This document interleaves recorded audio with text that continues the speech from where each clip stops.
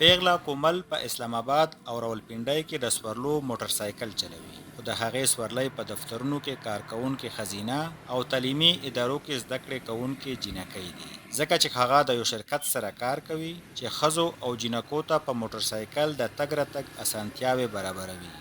ये है कि इस ऐप के साथ जितनी पैसेंजर्स हैं अल्हम्दुलिल्लाह په دې ایپ چې زموږ څومره هم سورلۍ دي ډېرې خوشاله دي. هغوی وایي چې موږ ډېرې خوندي احساسوو. هغوی ته هیڅ ویره او فکر نه وي.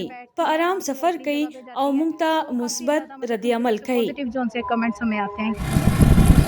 کومل ته موټر سایکل هم د دفتر لخوا ورکړل شوی دی او هغه وایي چې د ستونزې په وخت د دفتر لخوا عاجله مرسته هم ورسره کیږي. जो स्टार्टिंग में ज़ाहिरी बात है फैमिली में बहुत से मेरे इश्यूज हो रहे थे. په اول کې د کوروالو له اړخه هم ستونزې وي. ویل یې چې ته یو جنۍ او موټر سایکل به چلای. خو چې کله زما مور زموږ دفتر او حالات وکتل نو زما ملګرتیا یې وکړه.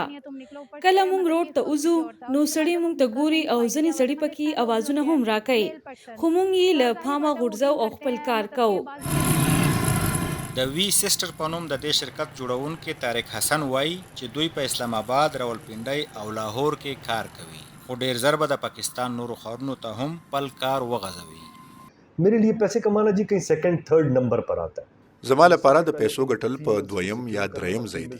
زما لومړی هدف ښځې د ښځو سره په سفر کولو خوندي کول دي. دویم هدف د ټولنې ښکلا برقرار ساتل دي چې ښځې د ښځو سره سفر وکړي نه چې د سړو سره. زموږ په مذهب کې هم دا یو مضبوط اصول دی. او په دریم ځای پیسې ګټل راځي او د هغې لپاره موږ لګیا یو په شریکه کار کوو. और जी उसके लिए काम कर रहे हैं, सब मिलकर कर रहे हैं और सब ऐसा चल रहा है जी. وی سیسټر د تیر یو کال نه زیات وخت راځي په اسلام آباد کې فعالیت کوي او سورلۍ یې موټر سایکل د موبایل اپ په مرسته راغواړي. د همکار عمران یونس سره راشد خټک، مشال ریډیو، اسلام آباد.